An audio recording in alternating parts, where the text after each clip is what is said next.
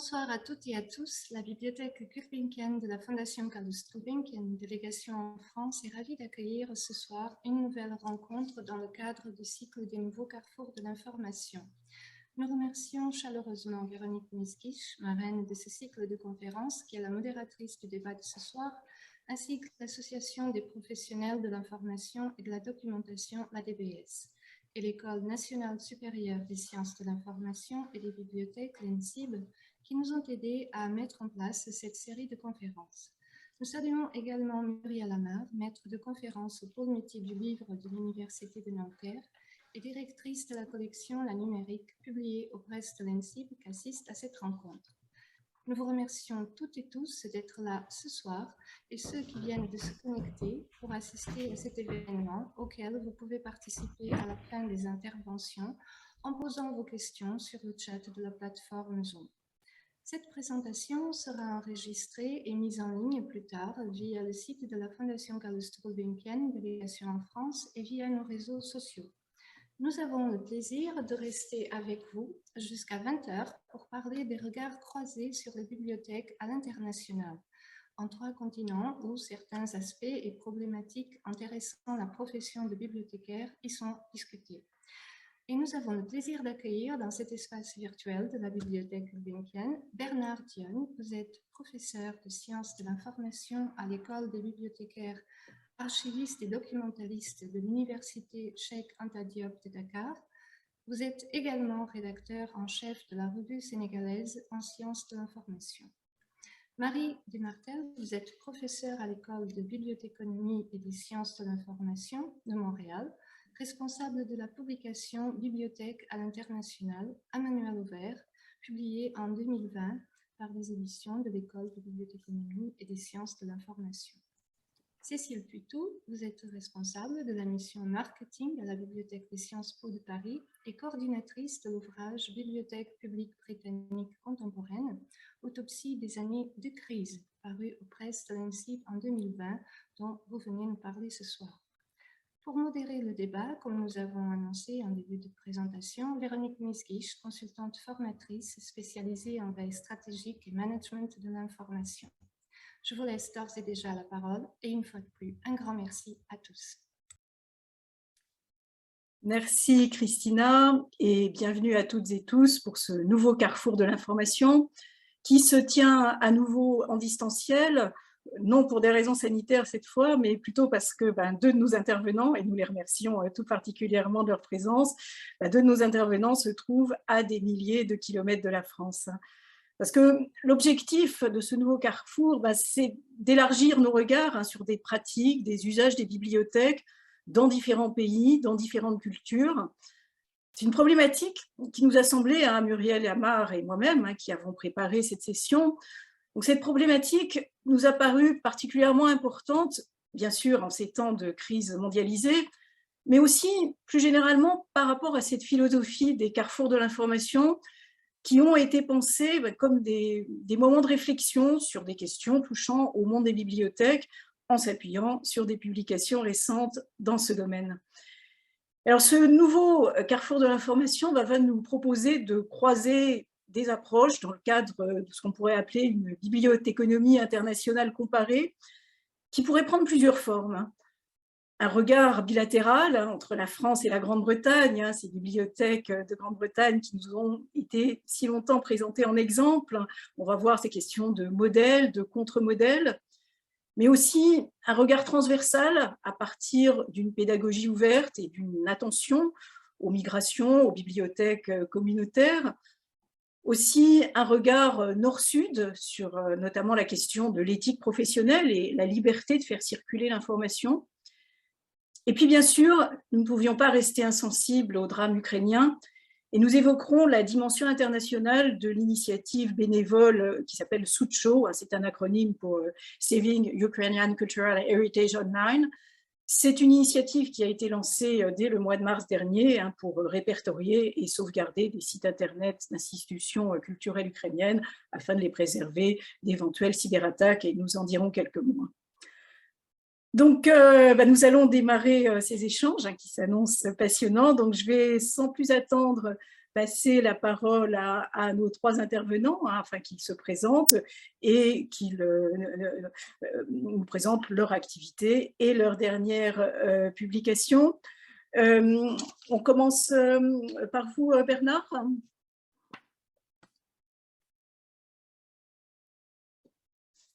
Voilà. Si vous pouvez ouvrir votre micro. Bernard, on ne vous entend pas.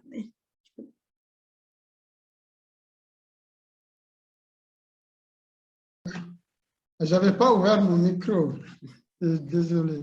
Alors, je suis Bernard Dione, je suis enseignant en sciences de l'information à l'école de bibliothécaires, archivistes et documentalistes de l'Université de Dakar. Je partage avec Marie de Martel le fait que j'ai séjourné un moment à Leipzig. J'avais oublié de le dire la dernière fois. J'ai fait mon doctorat à Leipzig. Et puis, partage avec elle certaines problématiques interculturelles. Mais je suis donc intéressé dans mes enseignements à l'éthique de l'information et à ce qui peut être original et lié à l'environnement culturel dans cette activité-là.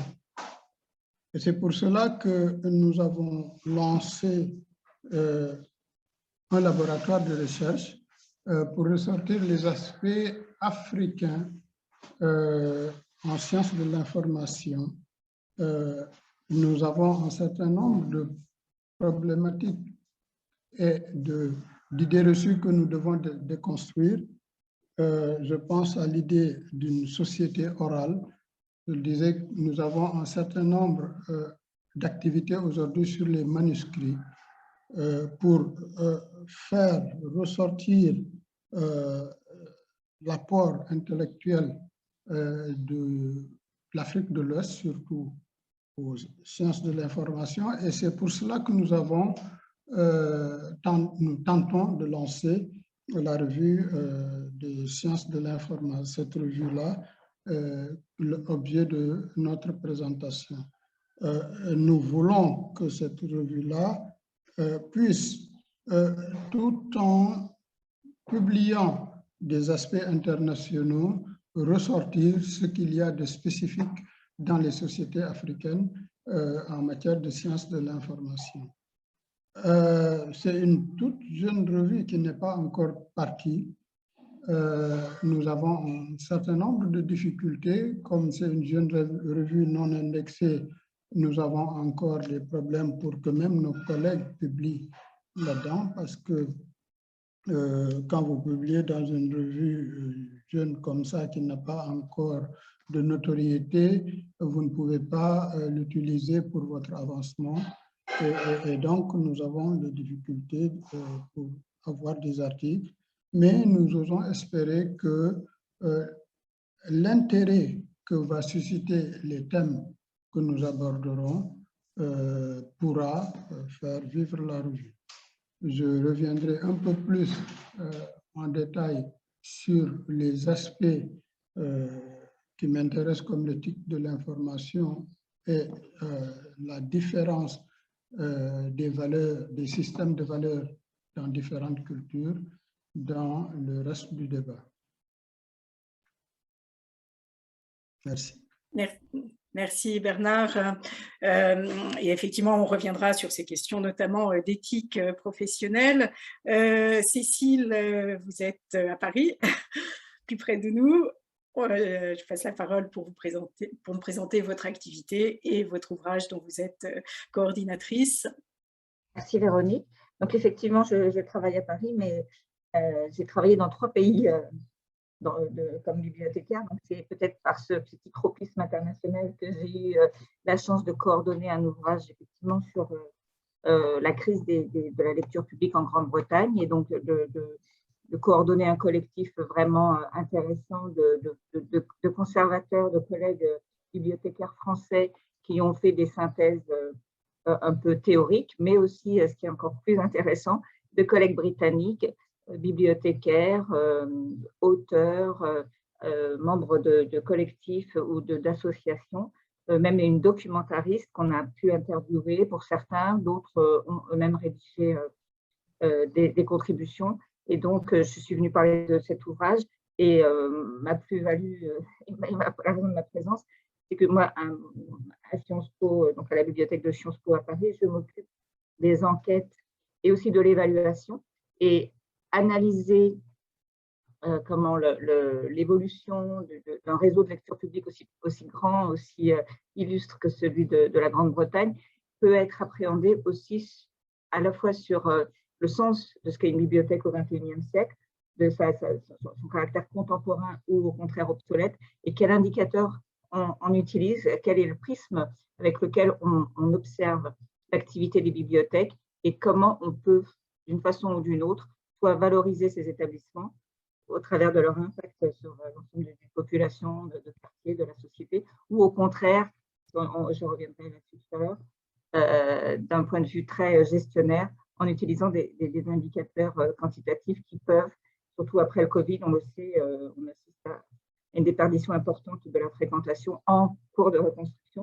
Mais voilà, comment ces indicateurs peuvent parler d'un établissement de lecture publique et comment voilà, on peut aussi regarder cette crise des bibliothèques britanniques qui est vraiment très, très intéressante et qui est un cas d'école qu'on pourra évoquer tout à l'heure. Merci Cécile. Marie, il est beaucoup plus tôt à Montréal, Oui. plus froid aussi, parce qu'on voit votre col roulé. Voilà, et si vous pouvez là aussi vous présenter votre activité d'enseignante et votre publication donc, de ce manuel à l'international. Très bien. Alors, je voudrais vous remercier pour cette belle invitation. Je salue les collègues aussi. Et puis, comme je suis à Montréal et comme on le pratique maintenant dans les activités publiques, je vais juste dire un mot de reconnaissance territoriale en disant que je reconnais et je salue les gardiens, les gardiennes du territoire sur lequel je me trouve à Montréal et je reconnais la contribution des peuples autochtones à la culture et au savoir des sociétés autour du monde. Alors, dans mes recherches, je m'intéresse d'une façon générale aux approches, aux théories, aux méthodes par le biais desquelles il serait possible de mieux comprendre les besoins et les attentes aussi des populations, puis de travailler en collaboration avec les communautés afin d'améliorer les expériences de service, éventuellement de réduire les obstacles systémiques, puis accroître en fait l'impact des bibliothèques comme infrastructure d'équité, de diversité, d'inclusion. Et puis ça m'amène entre autres à réfléchir aux approches interculturelles qui ne sont pas sans lien avec le domaine de la bibliothéconomie internationale et comparée dont on va parler aujourd'hui.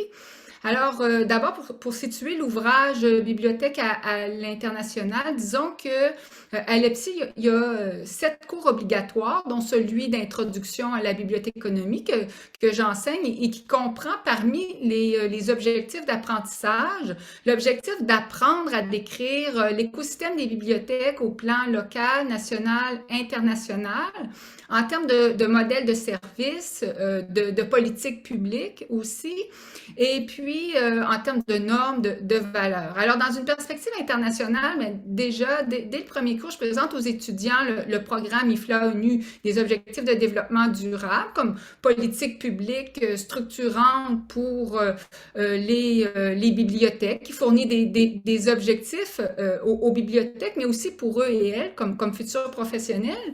Puis, je termine le cours, en fait, par un travail de recherche qui donne lieu à la production d'un manuel où chaque équipe d'étudiants, en général ils sont 3 ou 4, va composer un chapitre qui va porter sur le système de bibliothèque d'un pays autre que le Canada. Et puis c'est aussi un projet de pédagogie ouverte. Alors qu'est-ce que c'est la pédagogie ouverte? Bien, ça réfère à un ensemble de pratiques associées à l'éducation ouverte qui implique de faire participer activement et aussi en mode collaboratif les étudiants, donc de les faire participer à leurs apprentissages en tant que créateurs de contenu, assez souvent dans un environnement numérique. Alors, dans cet esprit, l'édition 2020 de ce travail collectif étudiant a donné lieu à un ouvrage qu'on a appelé Bibliothèque à l'international, un manuel ouvert. Et puis, cet ouvrage comprend 38 chapitres d'une dizaine de pages chacun sur divers systèmes de bibliothèques. Et puis, juste pour vous faire voyager rapidement, je vais vous en énumérer. Donc, on a des chapitres sur l'Afrique du Sud, l'Algérie, l'Angleterre, l'Argentine, l'Arménie, l'Autriche, la Belgique, Brésil, Cameroun, Corée du Sud, Danemark, Écosse, Grèce, Haïti, Hongrie, Inde, Italie, Liban, Luxembourg, Mali, Malte, Maroc, Micronésie, Moldavie, Nigeria, Norvège, Pays-Bas, Qatar, République tchèque, Roumanie, Russie, Sénégal, Singapour, Suisse, Taïwan, Tunisie, Ukraine, Vietnam. Donc, ça fait un livre de 504 pages dont les étudiants sont co-auteurs et co-autrices et puis qui est accessible en ligne sous licence Creative Commons. Donc, dans ces conditions, l'ouvrage est disponible, accessible pour des usages, un partage gratuit, même une réutilisation éventuellement dans d'autres contextes pédagogiques. Et puis, l'édition 2021 de l'automne dernier, avec une cohorte un peu plus petite, a permis d'ajouter 18 chapitres, donc un ajout de 264 pages. Alors, comment on a abouti à ce projet, puis à cette production? C'est déjà en soi un récit de bibliothéconomie internationale qui se déroule entre Buffalo et Montréal. Buffalo qui est une ville des États-Unis dans l'État de New York, près des chutes du Niagara. Donc, c'est cette ville d'ailleurs qui fait parler d'elle assez tragiquement ces jours-ci parce qu'elle a été le théâtre d'une tuerie raciste. Alors, l'idée donc originale du projet dont je viens de parler provient d'un autre projet qui a été initialement réalisé à l'Université de Buffalo par Chris Hollister qui enseigne Library and Information Science là-bas. Donc, tout le cadre pédagogique et éditorial du manuel est issu de cette expérimentation-là de Chris Hollister et qu'il a décrit, donc il a rapporté les tenants et les aboutissants dans un article en 2020 qui s'appelait « Using Open Pedagogy to Engage List Students, a Case Study ». Donc, comme il en a fait une ressource éducative libre, on a pu reprendre le cadre tout de suite, l'année même en fait de la publication de son article, pour faire notre manuel. Donc voilà en gros pour l'introduction à cette publication. Merci à tous les trois pour ces présentations. On vous propose d'aborder plusieurs thèmes, justement en lien avec vos publications. Et pour ponctuer un petit peu cette séance, le public, les personnes qui nous suivent en ligne, pourront intervenir à la fin de chaque thème. On fera une petite séance de questions-réponses. Et je voulais revenir justement, Marie, sur cette notion de bibliothéconomie internationale comparée. Pourriez-vous justement approfondir un petit peu cette notion à partir de l'expérience de ce manuel qui nous fait voyager sur tous les continents? Comment pourrait-on définir et faire travailler les étudiants sur cette notion de bibliothéconomie internationale comparée? Oui, oui, c'est une question intéressante qui en fait a été largement débattue dans les décennies suivant, on peut dire la naissance de la bibliothéconomie internationale comparée dans les années 50. Il y a eu quelques décennies d'ailleurs qui on dirait ont été consacrées presque principalement à ça, la question de le définir. Je pourrais y revenir certainement, mais je voudrais peut-être parler déjà des motivations, des motivations de Chris Hollister qui sont devenues aussi les miennes et qui, pour faire le manuel et et qui sont au cœur du problème de la bibliothéconomie internationale comparée aujourd'hui. Parce que, en fait, ce qu'on a constaté, ce que mon collègue de Buffalo a péniblement, en fait, constaté quand il est venu le moment de créer un cours de bibliothéconomie internationale comparée, c'est que, oui, il fallait bien réaliser que la littérature professionnelle dans ce champ disciplinaire était de très mauvaise qualité. Alors, il y avait vraiment une sorte d'urgence de créer du matériel qui était nouveau, qui était adapté, qui était approprié, qui était actuel avec les étudiants qui, en fait, se sont avérés vraiment enthousiastes à l'idée de faire des travaux qui étaient autre chose que du matériel jetable, puis qui étaient aussi assez motivés à l'idée de faire des travaux qui contribuaient à la littérature professionnelle, puis aussi, pourquoi pas, de faire une publication qui pouvait contribuer à leur permettre d'ajouter une publication dans leur dossier scolaire et professionnel. Alors, pour revenir à ce problème-là de la piètre qualité de la littérature et de la documentation disponible en bibliothéconomie internationale comparée, ça, c'est quelque chose qu'on avait déjà observé déjà il y a quelques années. En tout cas, c'était le constat qu'avait fait un professeur-chercheur qui s'appelle Peter Johan Law, qui est un professeur à l'Université de Wisconsin et aussi à Pretoria, qui est vraiment le spécialiste du domaine, quelqu'un qui s'est attaché justement à cette préoccupation-là de définir qu'est-ce que c'est la bibliothéconomie internationale comparée. Est-ce que la bibliothéconomie internationale, c'est la même chose que la bibliothéconomie comparée? Est-ce qu'on doit ou pas parler des deux?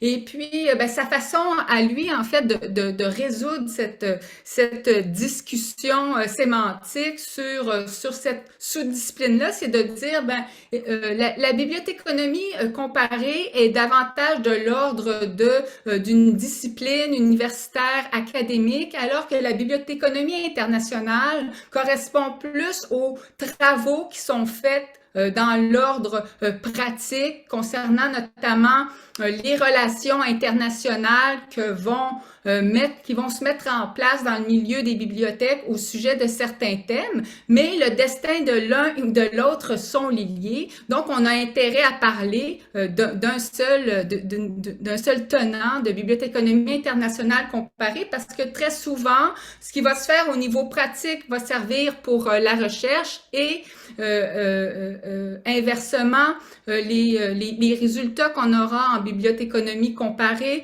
peuvent être d'un grand secours au niveau de la bibliothéconomie internationale. Donc, on parle maintenant de bibliothéconomie internationale comparée, mais le fait est que, oui, comme le dit Laure dans un article de 2014, un article vraiment intéressant qui est à lire si on s'intéresse au sujet, il dit le corpus des travaux en bibliothéconomie internationale comparée est en ce moment déconnecté, c'est-à-dire que ce qu'on fait, on recommence toujours à zéro.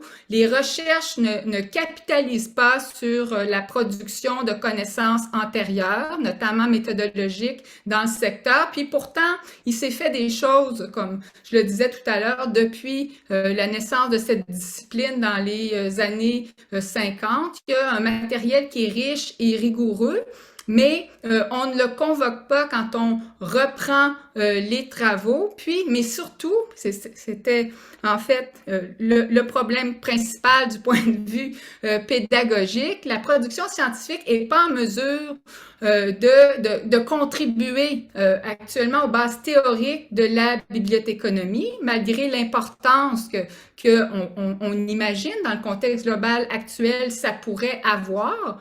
Et aussi, bien, la littérature disponible, elle est dépassée, elle est occidentalo-centrée, elle manque de vitalité.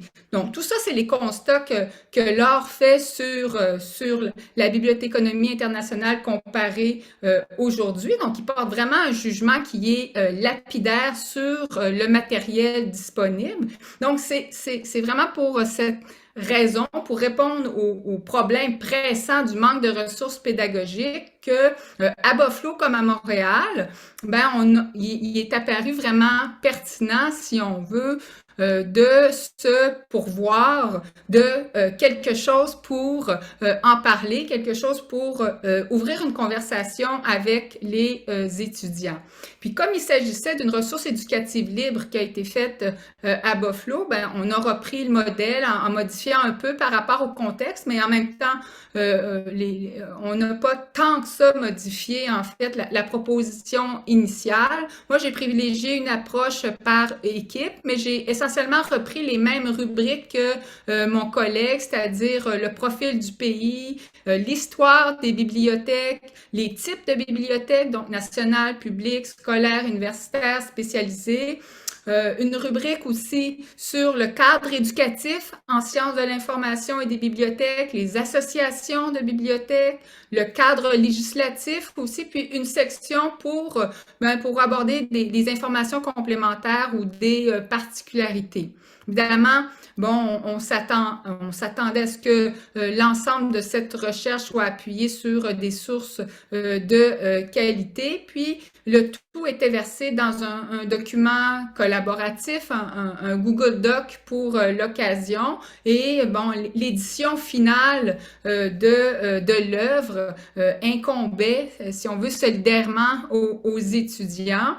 Et dans mon cas, le résultat final est resté dans le format d'un document source, parce que je pense que ça favorise la réutilisation, alors que du côté de la classe de Hollister à Buffalo, on a fait un PDF. Donc, en gros, pour l'ancrage de l'expérience du manuel dans la problématique de la bibliothéconomie internationale et comparée, c'est pas mal ça, mais à la lumière de ce que j'ai dit sommairement sur la manière dont on peut définir la bibliothéconomie internationale comparée au-delà de ces problèmes à exister, on comprend que ce qu'on a fait avec le manuel est un peu plus de l'ordre de la bibliothéconomie internationale que de la bibliothéconomie comparée, même si ça peut servir de levier à un projet comparatif. Merci Marie. Toujours sur ce thème des modèles et contre-modèles, Bernard, pourriez-vous nous éclairer sur la situation des bibliothèques au Sénégal et plus généralement sur les échanges nord-sud ou sud-sud qui peuvent avoir lieu entre chercheurs en sciences de l'information? Merci beaucoup. Au Sénégal et en Afrique de l'Ouest francophone en général, ce que l'on remarque, c'est qu'il y a très peu de dynamisme dans le domaine des bibliothèques. L'un des critères d'évaluation de ce dynamisme, c'est les législations sur les bibliothèques. Quand on regarde cela, Henri Sen et Marcel Lajeunesse avaient fait une étude qu'ils ont réitérée quelques années après, mais on se rend compte qu'il y a très peu de changements dans les législations. Les professions n'ont pas de statut. Pour certains, le statut date de 1976. Et donc, de ce point de vue-là, il y a très peu de choses que l'on peut considérer comme nouvelles. L'autre chose, c'est du point de vue des institutions. Un auteur canadien, je suis en train d'oublier son nom, avait remarqué il y a quelques années la différence qu'il y a entre les pays anglophones et les pays francophones. y compris même en Afrique de l'Ouest. Si vous prenez un pays comme le Nigeria ou comme le Ghana, qui appartiennent à l'espace CEDEAO, on se rend compte que les bibliothèques dans ces pays-là sont plus dynamiques, les professionnels sont plus dynamiques et interviennent de manière plus fréquente dans les organisations internationales, etc., etc. Du point de vue des institutions documentaires, il en est de même. Un pays comme le Sénégal n'a pas de bibliothèque nationale depuis les indépendances. Le président Senghor avait voulu en faire une. Il est parti sans la réaliser. Son successeur n'a pas eu plus de chance que lui. Et jusqu'à présent, nous sommes au 4e président et aucun d'eux n'a pu réaliser ce projet. Les bibliothèques publiques, c'est exactement la même chose.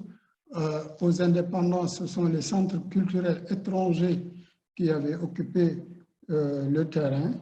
Aujourd'hui, c'est, comment ça s'appelle, la bibliothèque du centre culturel français, j'ai l'habitude de dire le centre culturel français, de l'Institut français, plus exactement, aujourd'hui, qui offre la meilleure infrastructure en matière de lecture publique. Il y a bien sûr les centres de lecture et d'animation culturelle du ministère de la Culture, mais quand on prend une ville aussi grande que Dakar, vous trouverez la bibliothèque du centre Blaise Senghor, et puis après, vous n'avez plus rien à voir. Et ce sont les bibliothèques universitaires qui constituent l'offre la plus importante. Et là encore, il y a l'idéologie un peu du numérique qui fait que de plus en plus, on entend des réflexions du genre « Oh, les bibliothèques, c'est dépassé. Avec le numérique, il suffit de taper sur Google et puis vous avez ce dont vous avez besoin. On n'en a plus besoin, les bibliothèques, etc. etc. » Et parfois, quand c'est des personnalités du monde intellectuel qui vous font ces réflexions-là, ça n'est pas très encourageant. Donc, l'un dans l'autre, la situation des bibliothèques n'est pas aussi dynamique que cela, surtout comparé aux pays anglophones qui sont dans la même zone que nous. Et donc, l'auteur de ce texte-là disait qu'il ne comprend pas parce que visiblement, ce n'est pas la géographie qui explique ça, ce n'est pas la culture parce qu'on est dans le même environnement culturel, ce n'est pas le niveau économique parce qu'on est dans la même zone économique, dans la même union économique, etc. etc. Donc, il faut probablement chercher d'autres critères et ce sont ces critères-là disons, c'est tout cela que nous sommes en train d'étudier au niveau de notre laboratoire pour comprendre comment est-ce que l'adoption de la bibliothèque en tant qu'institution s'est faite, qu'est-ce qui constitue des obstacles, qu'est-ce qui pourrait, parce qu'au bout du compte, c'est de cela qu'on a besoin, qu'est-ce qui pourrait changer le cours des choses et permettre à ceux qui veulent lire, qui ne se cachent pas. Je salue souvent, chaque fois que quelqu'un me dit « Non, les jeunes ne lisent pas », oui, mais c'est parce que les adultes les ont influencés en cela. Parce que souvent, derrière l'idée selon laquelle les jeunes ne lisent pas, c'est des adultes qui ne lisent pas qui le disent. On n'a pas suffisamment interrogé les jeunes, surtout les jeunes sénégalais, africains, sur la question. Il faudrait bien qu'on ait une source de données fiable pour pouvoir affirmer ce genre de choses. Et en tout état de cause, même sur leur téléphone, ils lisent. qu'il faut pour aller sur Internet. C'est vrai qu'il y a Allo Google, il y a les messages oraux, mais la plupart du temps, ils lisent. Est-ce qu'il ne s'agirait pas de transférer l'offre de lecture par cette truc, etc., etc. Donc, il y a un certain nombre de réflexions que l'on pourrait faire en bibliothéconomie chez nous pour comprendre à la fois, disons, pour comprendre la réalité de la bibliothèque dans un contexte culturel comme le nôtre. Merci Bernard. On perçoit bien la complexité de ces modèles, des modèles qui peuvent aussi évoluer dans le temps. Si on prend le cas de la Grande-Bretagne, c'est un pays qui a constitué pendant longtemps un modèle de gestion des bibliothèques publiques, surtout dans les années 1970-1980. Juste pour donner une petite anecdote personnelle, ma vocation de bibliothécaire a démarré dans les années 80, après avoir passé un an à l'université d'Oxford et être en admiration devant les bibliothèques universitaires. Alors Cécile, qu'en est-il aujourd'hui? Ces bibliothèques sont-elles toujours exemplaires après des années de crise? Merci, et je suis très heureuse de prendre la parole après Bernard parce que voilà, il y a vraiment une logique dans ces différentes interventions et effectivement, on peut se demander comment se fait-il en fait que dans ce modèle anglo-saxon, il y avait une telle vitalité et il y a peut-être encore une telle vitalité de la présence des bibliothèques dans le paysage des villes et des villages et pourquoi voilà, le modèle français, même si on sait qu'il est voilà, très vivant aussi, mais ne bénéficie pas du même dynamisme. En tout cas, c'est peut-être un préjugé de dire ça, mais on avait ce sentiment. Et puis, voilà, depuis 2010, je ne vais peut-être pas refaire toute la chronologie de la situation, mais voilà, l'ouvrage que je présente ici relate en fait une énorme crise des bibliothèques britanniques à partir des années 2010, l'arrivée d'une coalition libérale conservateur avec James Cameron qui veut déployer en fait un modèle politique qu'il appelle The Big Society et c'est un modèle en fait basé à la fois sur le désengagement de l'État au profit de la gestion très locale. D'ailleurs, le terme utilisé pour ce type de politique, c'est le localisme. Voilà, on va confier au quartier, on va confier aux usagers la gestion d'établissements, en tout cas ceux qu'on a estimés être obsolètes, et on va garder la gestion de grands équipements structurants, les têtes de réseau avec un modèle plus classique. Et c'est cette idée qui peut sembler vertueuse, on peut se dire mais c'est très bien en fait de confier les bibliothèques à des gens sur le terrain, des bénévoles, bon ils ne sont pas formés mais tout le monde aime lire, donc tout le monde sait gérer une bibliothèque, c'était un peu l'idée.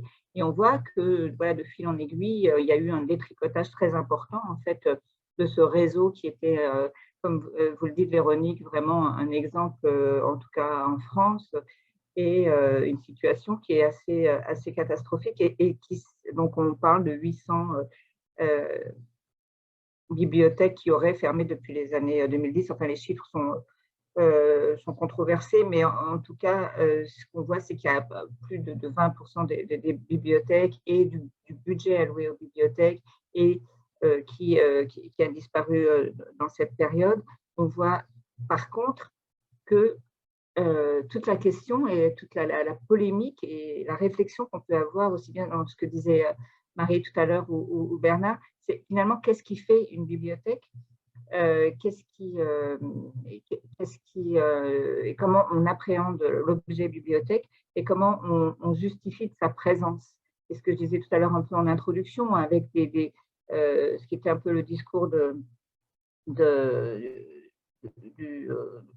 du gouvernement Cameron dans les années 2010, c'était, voilà, il y a des équipements qui sont obsolètes, qui ne sont plus fréquentés autant qu'ils l'étaient, et donc on diminue le budget, on déshabille un peu les collections, on déshabille un peu la gamme de services, et puis on va faire quelque chose de plus spécifique à des villes, à des quartiers, on va inventer quelque chose, en fait, les bénévoles sauront exactement de quoi ont besoin leurs pairs, leurs voisins, etc. Sauf qu'on voit que ça n'a pas du tout fonctionné et que ça a accentué de façon assez dramatique en fait les inégalités territoriales. Parce que quand en fait quand il y a une politique de distribution ou d'aide ou de financement, que ce soit au niveau national ou au niveau, comme c'était le cas en Grande-Bretagne, c'est les comtés et les autorités quand même municipales ou locales qui finançaient ces établissements, qu'on cesse cette politique structurante sur un territoire, on se rend compte que peu à peu, on ne peut pas demander à des bénévoles d'avoir cette continuité, d'avoir cette équité, tout ce que disait Marie tout à l'heure sur le caractère inclusif, être inclusif, accueillir tout le monde, avoir une politique neutre, bienveillante, accueillante. Bien sûr, des bénévoles peuvent l'avoir, bien entendu, mais en tout cas, elle est encore mieux assurée quand ce sont des professionnels de l'information et des bibliothèques qui le font.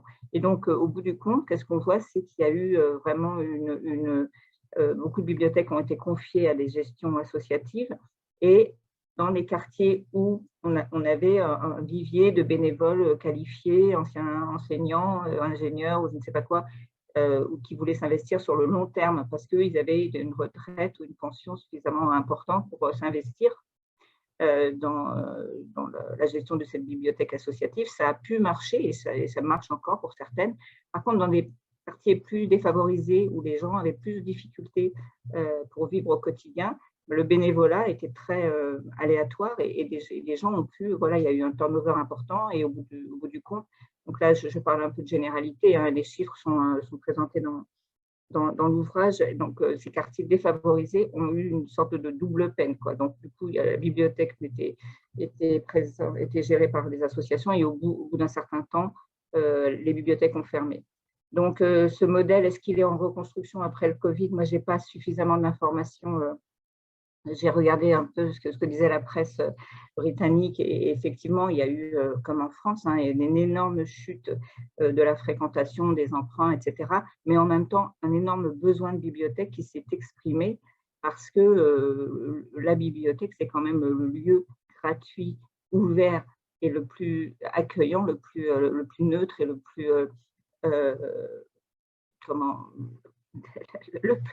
le plus accueillant, je ne trouve pas d'autres mots là pour le moment. Et donc, en tout cas, on sait que la fréquentation, voilà, est remontée peu à peu, ça se reconstruit. 2 ans de confinement ne se gomme pas comme ça du jour au lendemain, mais il serait dramatique sans doute, enfin là c'est une opinion personnelle, aussi bien en France, j'imagine en Grande-Bretagne et peut-être partout, que sous prétexte de cette déperdition importante de la fréquentation et sous prétexte d'analyse de chiffres, uniquement de chiffres, sans mesurer l'impact en fait, l'impact à long terme, qu'on continue à réduire les budgets, ce qui est le cas en Grande-Bretagne. Et comme on évoquait tout à l'heure, l'impact de ces bibliothèques, l'impact structurant en fait de liens dans les quartiers, de liens dans les villes, de liens entre les générations, entre les communautés, il ne se mesure pas, voilà, de façon uniquement quantitative, il se mesure dans le temps. C'est un impact, un outcome, un lien, quelque chose qui irradie dans le temps et ça prend du temps. Et voilà, on ne peut pas décider comme ça seulement à la lumière, ce que nous disent tous les contributeurs de l'ouvrage, à la lumière d'indicateurs purement quantitatifs, de dire qu'une bibliothèque, elle est contemporaine ou obsolète, que c'est un équipement du passé, parce que les jeunes ne lisent pas, comme disait Bernard, c'est tout autre chose. Une bibliothèque, c'est quelque chose qui a beaucoup, beaucoup évolué, peut-être beaucoup plus que un théâtre ou un musée. Dans un théâtre, on joue des pièces de théâtre peut-être depuis très, très longtemps. Dans un musée, même si je sais que les musées ont également évolué, mais il y a quand même une espèce de continuité. L'objet bibliothèque, il est en pleine mutation, il est autour du livre, mais pas que, il est aussi autour d'autres choses et c'est parce que peut-être on n'a pas su assez donner à voir cette multiplicité de ce lieu bibliothèque qui irrigue en fait souvent les territoires, que la Grande-Bretagne a vécu cela, mais peut-être que les choses sont en train de se reconstruire. Voilà. Merci à tous les trois pour cette première vision, vos visions de ces modèles et contre-modèles. Je propose qu'on prenne quelques questions dans la salle virtuelle, hein. Je crois, Isabelle, je crois que les personnes en ligne peuvent lever la main pour prendre la parole. Tout à fait, je vous confirme, Véronique, si vous souhaitez prendre la parole, levez la main et j'active le micro. Donc, pour l'instant, non. Si je peux me permettre, pardon, c'est Maria Lamar. J'ai vu, Marie, que vous aviez proposé une référence. Oui, je me demandais si Bernard, quand il parlait de quelqu'un qui avait étudié la comparaison entre les systèmes francophones et anglophones, les systèmes de bibliothèques anglophones et francophones en Afrique, c'était pas l'auteur Mary Niels Mack qui a beaucoup écrit là-dessus, mais vous avez suggéré qu'elle était canadienne. Je pense pas que Mary Niels Mack était canadienne.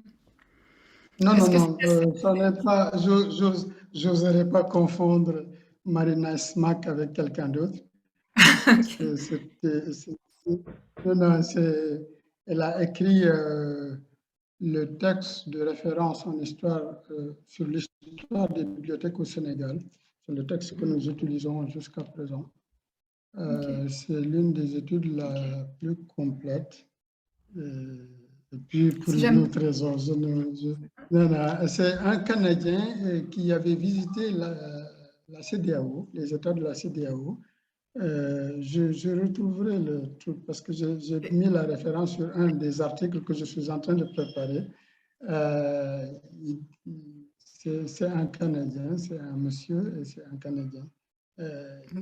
Bon, ben vous ça a surpris de voir. Vous nous partagerez ça. Je le retrouve. Marina Smack qui est une grande personnalité. Et puis en plus, elle a été chez nous pendant un moment à l'EBERT, à l'école de bibliothèque. C'est une des nôtres.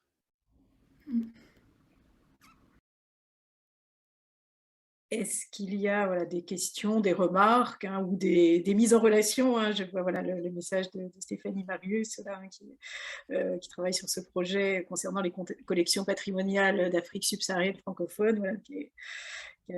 Donc n'hésitez pas à faire part aussi éventuellement de projets ou de retours d'expérience qui peuvent rentrer dans ce cadre. Je crois que Marie veut ajouter quelque chose.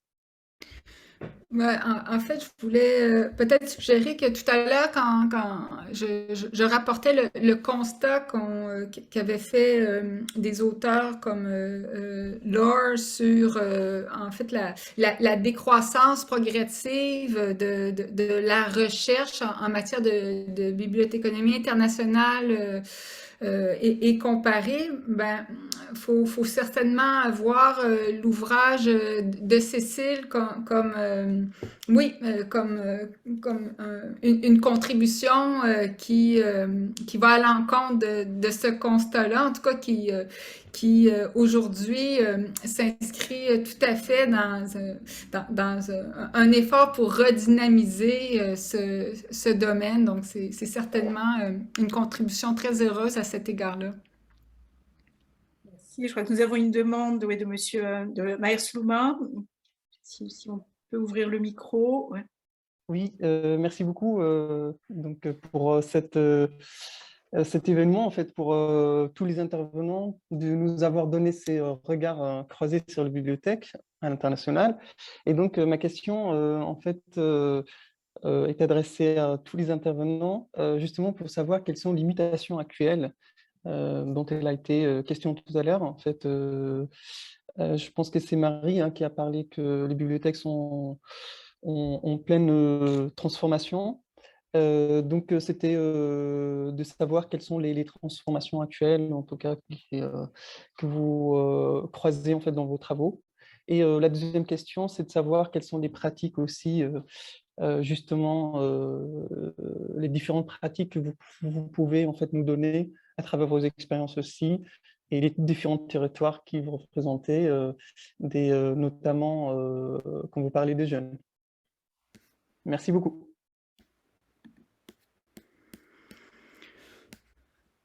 Oui, je ne sais pas qui veut commencer.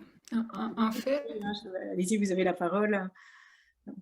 oui, ben, ce que je peux dire par rapport aux bibliothèques, je dirais en Amérique du Nord, là, même si c'est déjà oui, c'est déjà un raccourci parce que c'est assez différent ce qui se passe au Québec, ce qui se passe au Canada, ce qui se passe aux États-Unis, mais d'une façon générale, on est un peu en train d'articuler par rapport oui, à la réponse aux grands défis actuels, une espèce de jeu d'équilibriste entre trois types de modèles qui relèvent tous à divers degrés de la bibliothéconomie communautaire. Donc, on a le modèle, oui, bon, dont on parle beaucoup en France, mais peut-être qu'en Amérique du Nord, on l'appelle moins souvent comme ça, le modèle de la bibliothèque tiers-lieu, qui est le modèle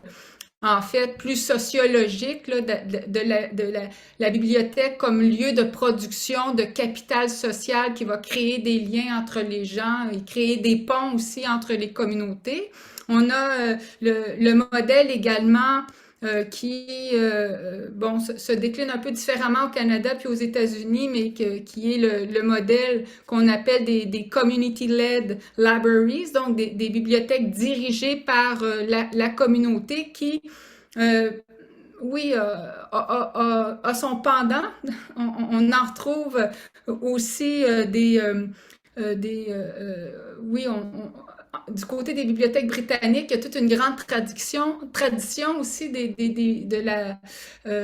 community librarianship, les bibliothèques dirigées par la communauté, donc s'inscrivent dans cette mouvance-là, puis c'est un parti pris très assumé, en fait, pour chercher à travailler avec et pour les populations en situation d'exclusion. Donc, si la bibliothèque tiers-lieu veut faire du capital social, les bibliothèques dirigées par la communauté, elles veulent faire de l'inclusion puis réduire les obstacles systémiques. Donc, on est quand même dans oui, un espèce de jeu de chaises entre, je dirais, ces deux modèles principaux là.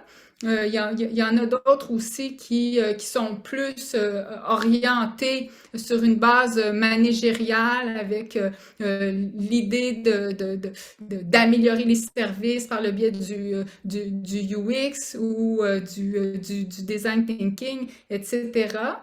Mais en gros, les transitions essaient de se faire en essayant d'articuler ces trois principaux modèles-là.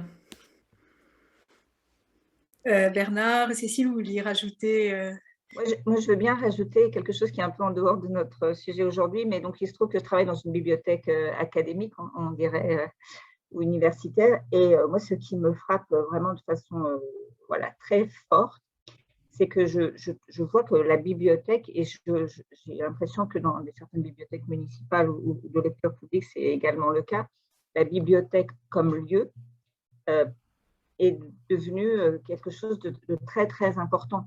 C'est-à-dire que, après, indépendamment du type de gestion qu'évoquait Marie, mais on me posait la question du modèle. Là, j'avais l'impression, je répondais plus sur la façon dont on habite la bibliothèque.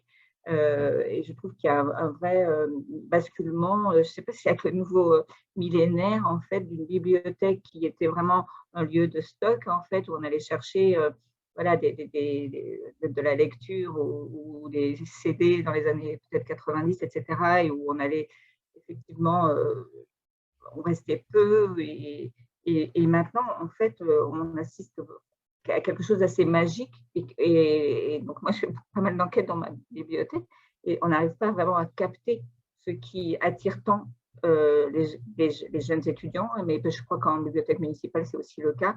On a envie d'être ensemble, on a envie de se retrouver dans un espace qui a une propriété très, très particulière et qui fait qu'on va dans cet endroit pour lire, pour faire toutes sortes de choses que peuvent accueillir les tiers-lieux. et qu'on a du mal un petit peu à décrire, je trouve, cette fonction et qui n'est assumée par rien d'autre. Même si je sais bien que en tant que tiers-lieu, on pourrait dire on est un peu à la maison, un peu au café, si on doit prendre la définition de Oldenburg. Mais c'est ça, mais c'est aussi autre chose.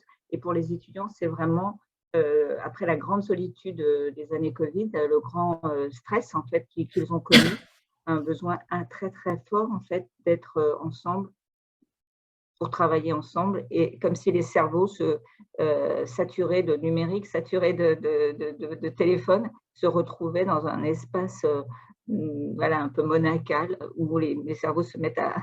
C'est comme dans une église, mais voilà, on est en communauté de pensée, et c'est très très fort, et j'espère que des sociologues vont travailler là-dessus, parce que je pense qu'il y a quelque chose qui se dégage et qui n'est pas encore tout à fait exprimé, quoi. Je vous propose d'aborder un deuxième thème qui peut conjuguer à la fois un caractère universel et des approches très diverses qui sont les vôtres, c'est celui de l'éthique professionnelle. Et je m'adresse à Bernard. Comment voyez-vous cette question de la hiérarchie des valeurs culturelles et professionnelles, et également comment est-ce que des questions de censure peuvent se poser également? La question de l'éthique professionnelle, nous l'abordons ici sous l'angle de l'étude des valeurs, et nous essayons donc d'articuler les valeurs professionnelles aux valeurs culturelles. On sait que chaque individu est socialisé. On a la socialisation primaire qui se passe dans la famille, où on acquiert un certain nombre de valeurs, et puis on continue avec des socialisations secondaires à l'école, dans les associations, dans le métier, dans la profession, sur les lieux de travail, etc., etc. Et au cours de tout ce processus continu de socialisation, les individus sont obligés de négocier et d'adopter des valeurs, et cela ne se fait pas de manière uniforme. Et on le voit même au niveau de la famille, comme on dit, il y a toujours un mouton noir dans la famille, il y a quelqu'un qui ne partage jamais les mêmes choses que tout le monde, etc., etc. Donc la socialisation n'est pas un processus d'uniformisation, c'est que chacun d'entre nous intériorise les valeurs. Et nous partons d'une approche d'un sociologue israélien, Shalom Schwartz, qui considère que les humains ont tous les mêmes valeurs. Et donc, nous ne partageons pas l'idée qu'il y a des valeurs africaines, européennes, ou il y a des valeurs humaines qui sont universelles. Néanmoins, ces valeurs-là sont hiérarchisées différemment. Et c'est ça qui crée les systèmes de valeurs. Un système de valeurs, c'est une manière dont chaque individu hiérarchise ses propres valeurs. Donc, certains vont être plus orientés pouvoir, la valeur pouvoir, ils vont aimer tous les attributs du pouvoir. D'autres vont avoir des valeurs plus traditionnelles, etc., etc. Et donc, ça, c'est le système de valeurs. Maintenant, chacun d'entre nous, quand il doit prendre une décision, est obligé de mobiliser toutes ces valeurs. Et ces valeurs-là peuvent entrer en contradiction. C'est ce qu'on appelle le système de valeurs. Donc, quand les valeurs entrent en contradiction dans une situation, il faudrait que la personne décide. Elle est dans une situation de dilemme éthique, et donc il est obligé de décider de la valeur qu'il va mettre au-dessus de l'autre.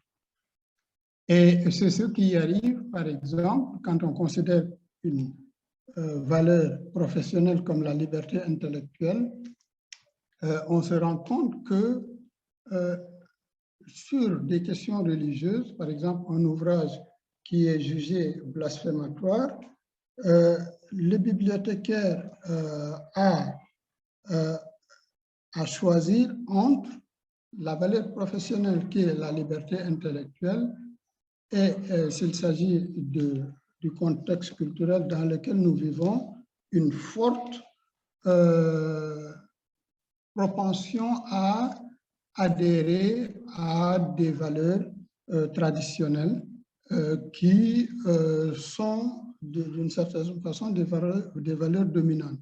Et donc, même si en tant que bibliothécaire, il doit publier, il doit diffuser de l'information sans tenir compte de ses convictions, il peut arriver quand même qu'à un moment donné, ils se disent, mais tiens, est-ce que j'ai le droit de faire ceci? Je vous donne un exemple.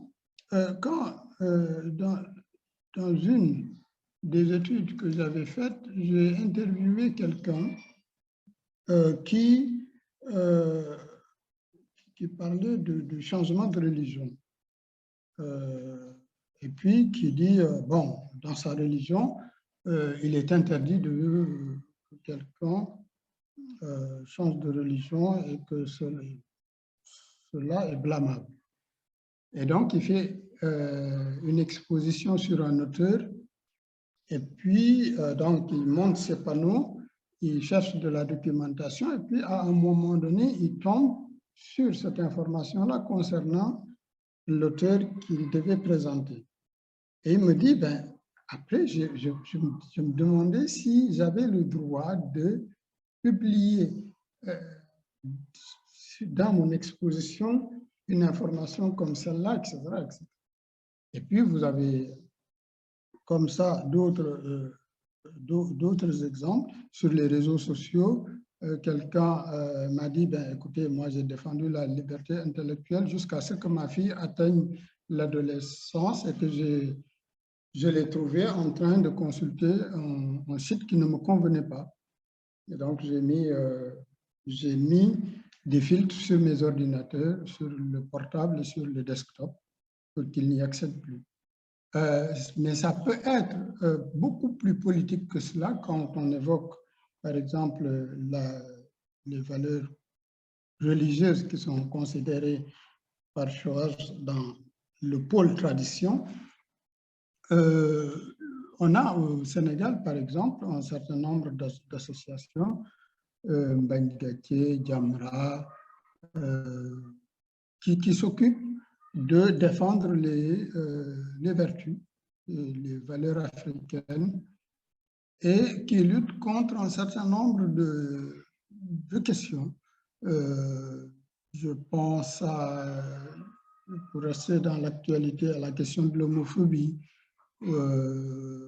ou à des questions comme la franc-maçonnerie, etc., etc., des sujets sur lesquels ces associations-là portent le combat et parfois essaient d'obliger les politiques à censurer, surtout l'État, même quand la Constitution et les différentes déclarations auxquelles le Sénégal a adhéré interdisent la censure.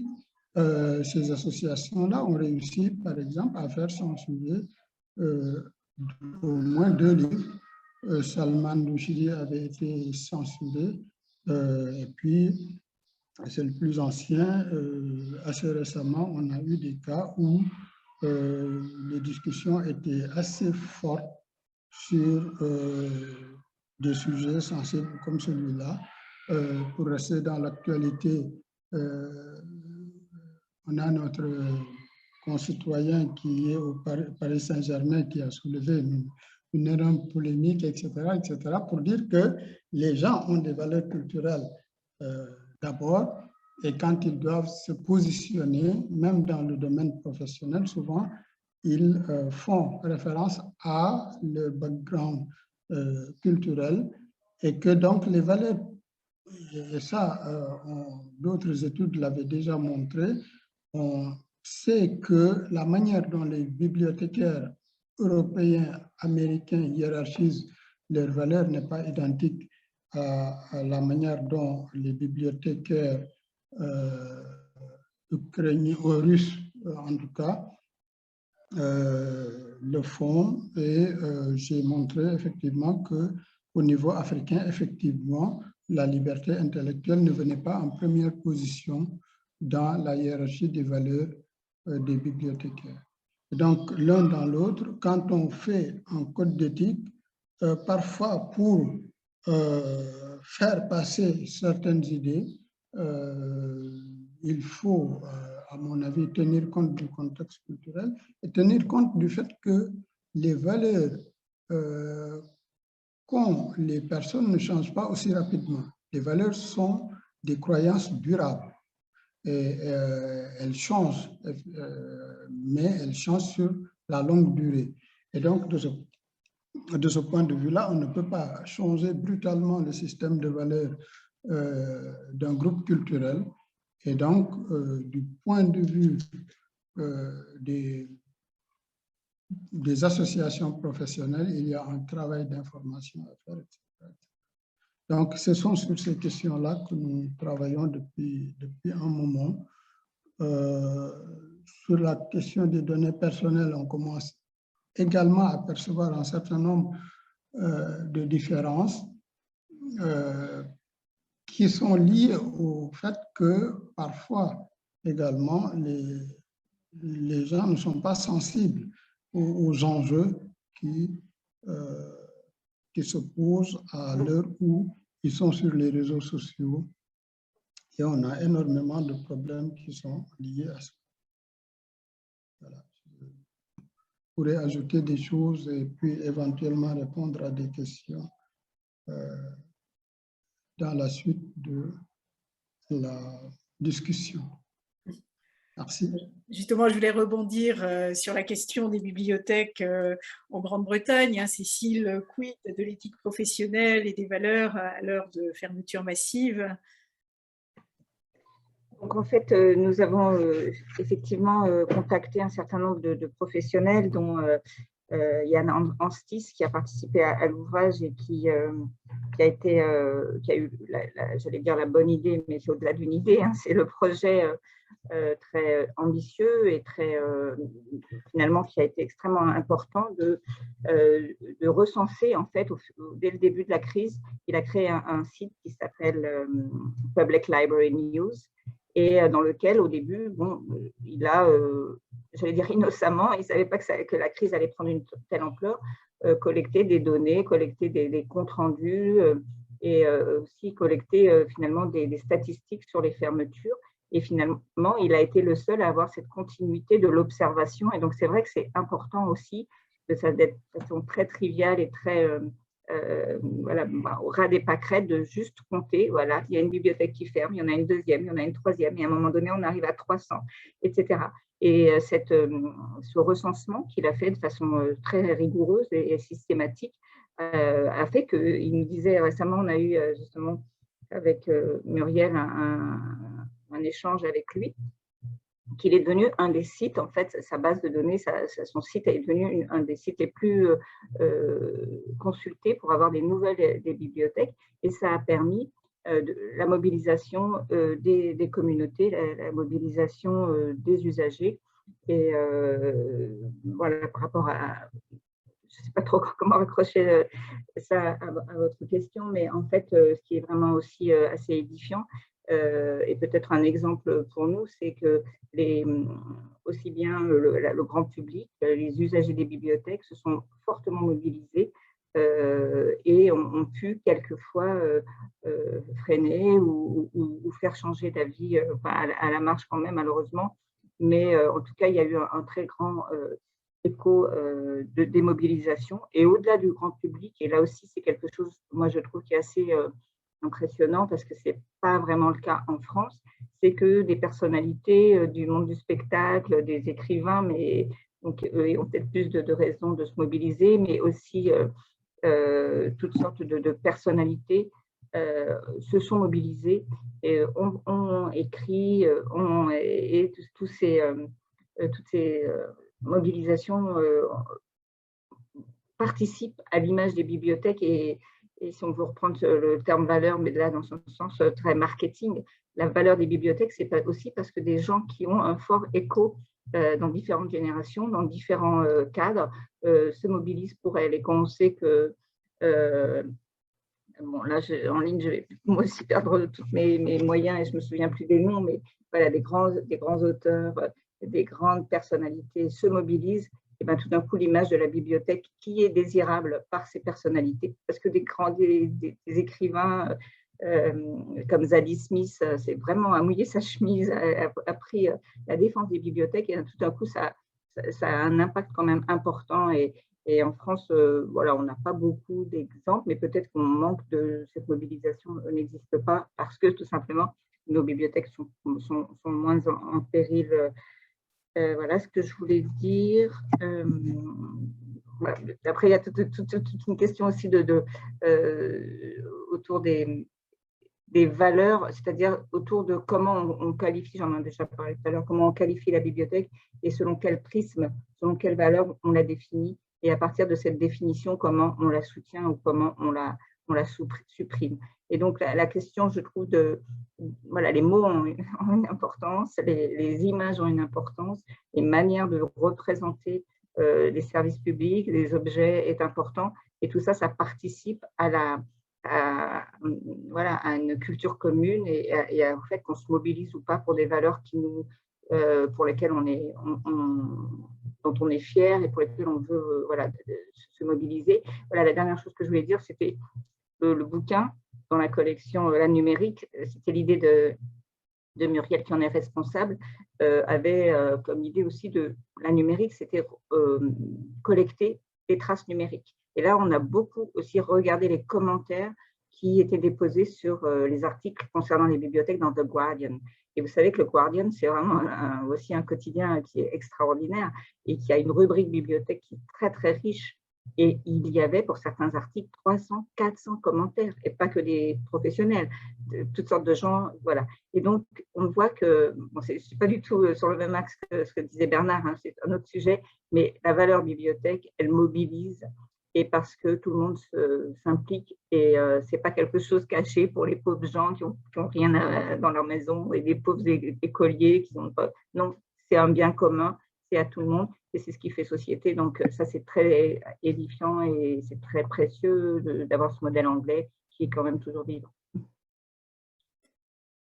Marie, vous avez évoqué, hein, dans la description de votre activité pédagogique à l'EPSI, vous avez évoqué des notions d'éducation ouverte, de bibliothèque inclusive, hein, notamment pour les migrants. Alors, faire bibliothèque, c'est aussi faire preuve d'ouverture aux autres, d'ouverture à la diversité.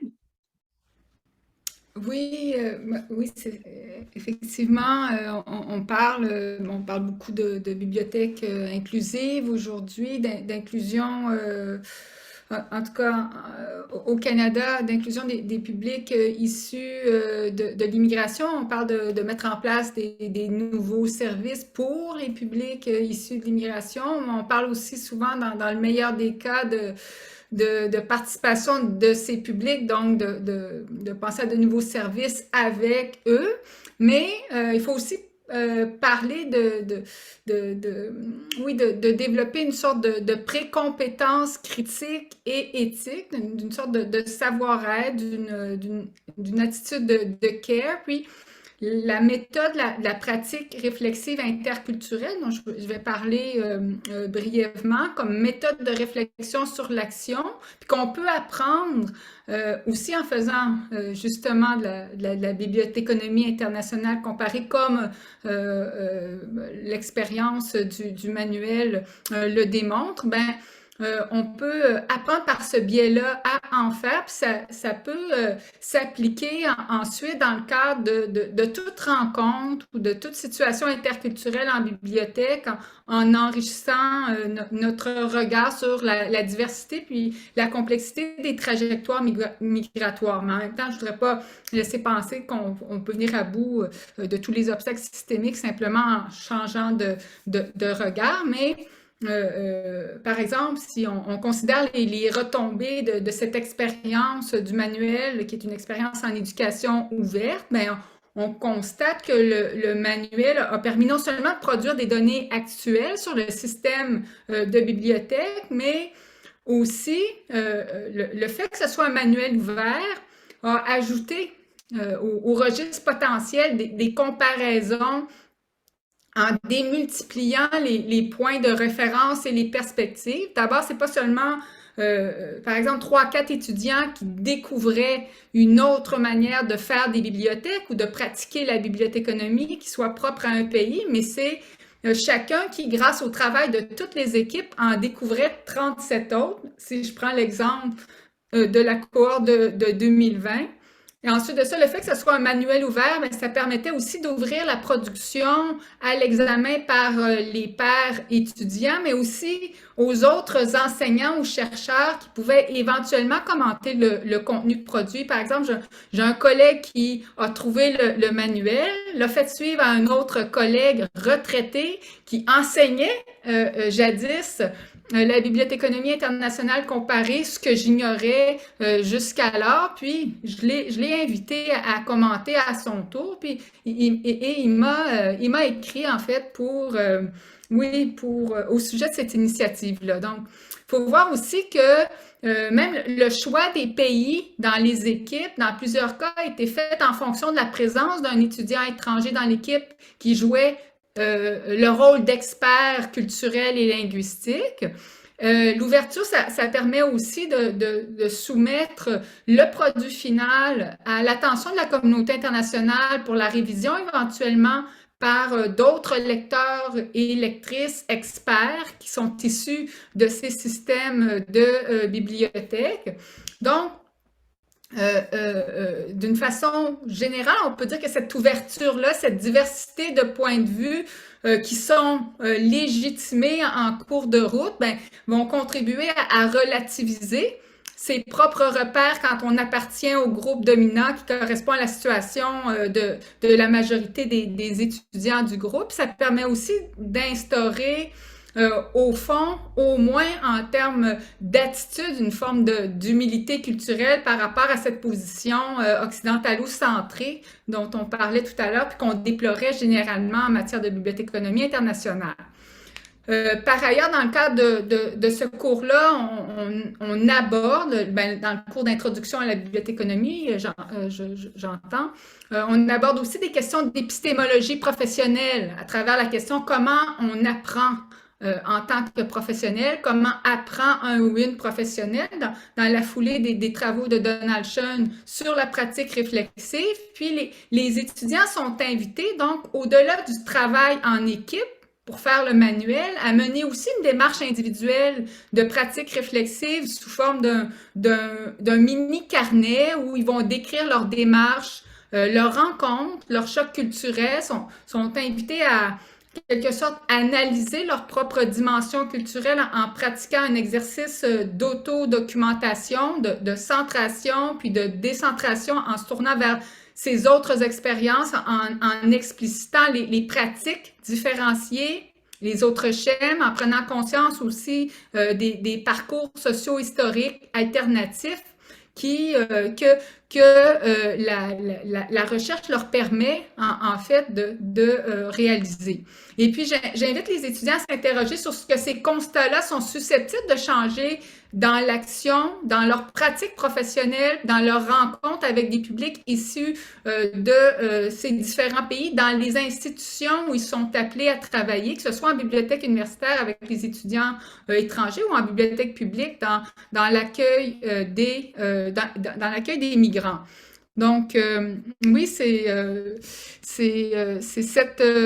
le lien par rapport à la question ou au virage éthique, mais c'est aussi ce travail-là qu'on fait en termes de valeur, mais aussi de ce travail critique en termes de centration, décentration, puis relativisation, en fait, de ses propres, de ses propres assumptions culturelles. Merci à nouveau à tous les trois pour ces éclairages. Peut-être avant d'aborder notre troisième thème qui sera consacré donc à cette initiative Soucho concernant le patrimoine, la préservation du patrimoine numérique de l'Ukraine. S'il y a d'autres questions du public, n'hésitez pas à lever la main.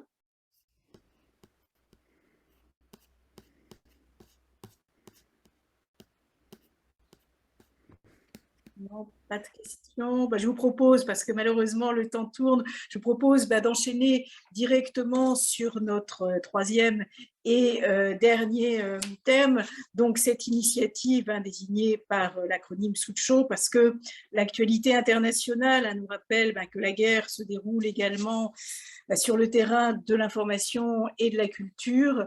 Donc Marie, je vous invite à nous dire quelques mots de cette initiative internationale, donc Soucho, qui a été menée par des centaines de monument men and women dans le monde, de façon à préserver ce patrimoine numérique culturel de l'Ukraine. Donc ça concerne les sites des bibliothèques, mais aussi des musées, des archives, pour les protéger des cyberattaques. Pourriez-vous nous en dire un petit peu plus ?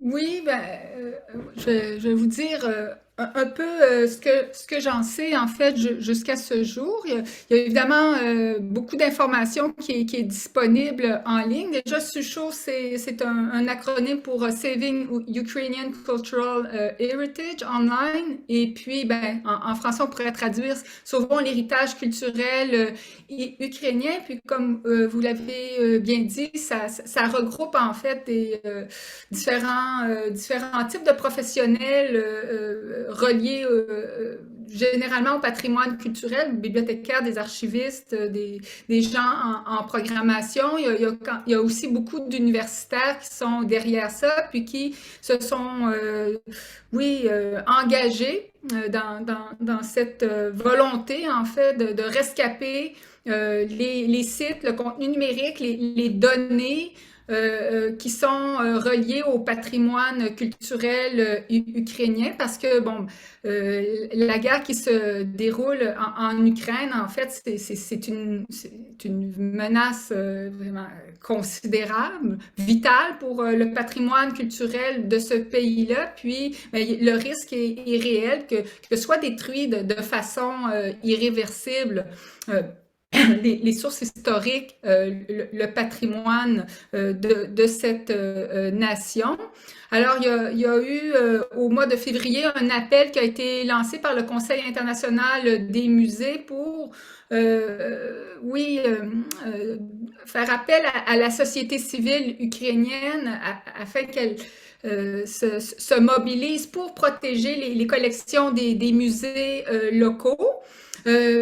L'enjeu, c'est que les Ukrainiens et les Ukrainiennes sont déjà en train de se battre pour leur propre survie. Et puis, ça, c'est une partie du problème. Et puis l'autre, ça fait plutôt partie de la solution, même si tout est à risque. Le fait est que les collections d'institutions culturelles ont été, à plusieurs endroits dans le monde, numérisées. Et on les retrouve en ligne, et c'est le cas des collections ukrainiennes, et ces collections numériques-là, ukrainiennes, en fait, ils sont aussi en danger parce que les serveurs des fournisseurs d'accès et puis des sociétés d'hébergement ukrainiens, ça existe dans le monde matériel, puis ils sont aussi attaqués. Mais oui, par le biais d'une initiative comme celle de Soucho qui a été lancée auprès de tous ces professionnels-là, il est possible maintenant d'aider à sauver le patrimoine culturel ukrainien. Donc, il y a un formulaire sur le site du Soucho que l'on peut remplir pour cette phase qui est dite phase 1. Mais en ce moment, c'est sûr que la réponse a quand même été assez forte. Puis l'équipe, le noyau initial est pas nécessairement en capacité en ce moment pour accueillir des nouveaux membres, mais on peut néanmoins, en utilisant un autre formulaire qu'on trouve aussi sur le site de Soucho, on peut soumettre des liens vers des collections numériques de musées, de bibliothèques ou d'archives ukrainiens ou en tout cas des institutions culturelles ou universitaires qui ont numérisé son patrimoine ou qui a des contenus numériques, puis on peut les soumettre pour être traités, archivés par l'équipe en place. Donc, d'une façon, c'est une invitation en fait pour contribuer à cette initiative-là. Le monde entier est encore invité, qui s'intéresse au patrimoine, est invité à collaborer à cette initiative-là. Mais en même temps, il y a aussi toutes sortes d'autres initiatives qui accompagnent celle du SUSHO. Déjà, à l'Université de Montréal, nous, on a l'intention de s'impliquer, puis il y a des rencontres qui vont commencer à cet effet-là sous peu. Mais même si on ne peut pas joindre le noyau initial de contributeurs, il y a quand même, oui, d'autres rôles qu'on peut jouer. Entre autres, il y a une initiative canadienne qui s'appelle UArt, c'est à l'Université d'Alberta, et puis eux, ils ont pris la responsabilité de sauvegarder des données pour les institutions d'archives, les institutions de recherche, puis les chercheurs individuels dans toutes les disciplines. Donc, ils invitent les personnes qui auraient des contenus numériques, des données à sauvegarder, à les contacter. Il y a Library of Congress aussi qui s'occupe de son côté de l'archivage des sites web d'Ukraine et puis des régions qui sont annexées par la Russie. Il y a UC Berkeley aussi qui fait un travail de documentation de la crise ukrainienne. Il y a l'American Folklore Society qui sauvegarde les données de recherche et de collecte pour les folkloristes, ethnologues et institutions patrimoniales en Ukraine. Il y a Backup Ukraine aussi, de la Commission nationale danoise pour l'UNESCO, qui préserve les données, informations qui concernent l'architecture, les points de repère, les monuments importants. Donc, ça aussi, c'est d'autres initiatives. J'ai vu aussi très récemment à l'Université de Toronto au Canada un événement d'édition Wikipédia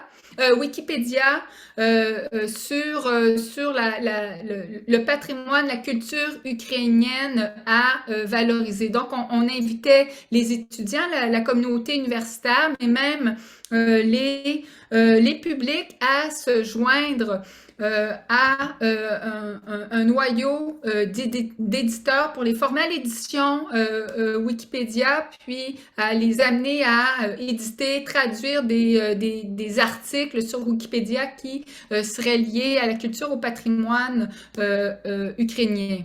Donc voilà pour SUSHO et les autres initiatives, parce qu'on comprend en fait, puis ça c'est quelque chose qui est rappelé depuis le début. Ce qu'il faudrait pas, c'est qu'on arrête d'en parler puis que ça soit banalisé. Donc il y a sauvegarder, mais il y a aussi garder vivant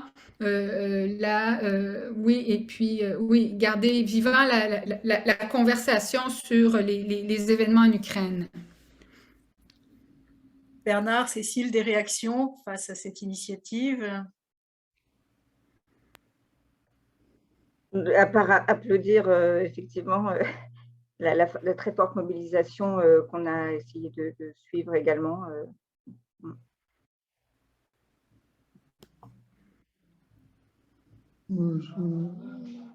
Oui, on ne peut qu'applaudir ces initiatives. On sait que les bibliothèques assez souvent ont manqué de réaction en période de crise. Et cette fois-ci, je pense que disons, l'attitude que la communauté professionnelle a prise est la bonne. Assez souvent,